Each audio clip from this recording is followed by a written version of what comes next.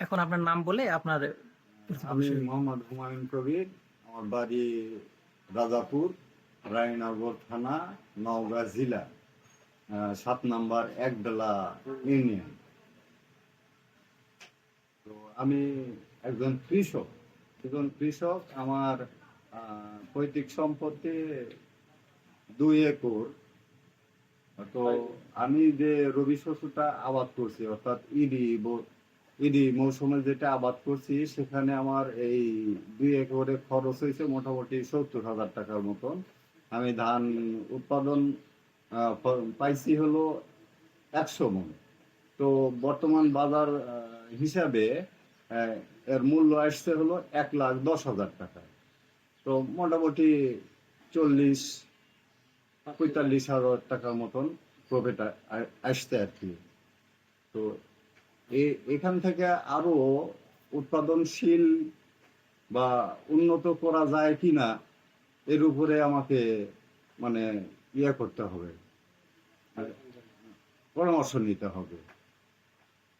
অনেক ক্ষেত্রে দেখা যায় যে ধানে পোকা লাগছে, সময় মতন আমরা সেই কীটনাশক প্রয়োগ করতে পারতেছি না, এবং নতুন পোকা আক্রমণ হচ্ছে, যেমন লেদা পোকা, কারেন্ট পোকা। হ্যাঁ, এগুলা হঠাৎ করে আক্রমণ করে। আমরা কীটনাশকের দোকানে গেলে ঔষধ নিয়ে যাই, ফলপ্রসূ হয় না। তখন বলে যে এটার সঙ্গে আরেকটা লাগবে, এতে আমাদের ব্যয়বহুল খরচ হয়। এই তো হ্যাঁ, হয়তো কৃষক মানুষ, শুধু ধান উৎপাদন করলেই তো আমাদের সংসার চলবে না। তো পাশাপাশি আমি গবাদি পশু পালন করার জন্য খুব ইচ্ছা আছে, আগ্রহ আছে, আমার জায়গাও আছে। কিন্তু আমার তো বিনিয়োগ করার মতন তেমন সমর্থ নাই। কেননা যে এই যে 40,000 টাকা প্রফিট আসলো, এই 40,000 টাকা দিয়ে তো আর আমার পরিবার চলবে না। আমার পরিবারে 5-6 জন সদস্য আছে।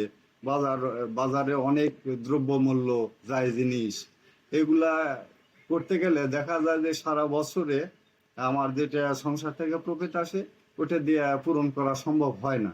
বিধায় আমি যদি পাশাপাশি 4টা গরু পালন করতে পারি, তাহলে সেখান থেকে যদি 20 কেজি দুধ আমি বাজারজাত করতে পারি, তাহলে দেখা যাবে যে গাভীর পিছনে হয়তো আমি 200 টাকা পার ডে খরচ করলাম, গাভী আমাকে 400 টাকা দিল।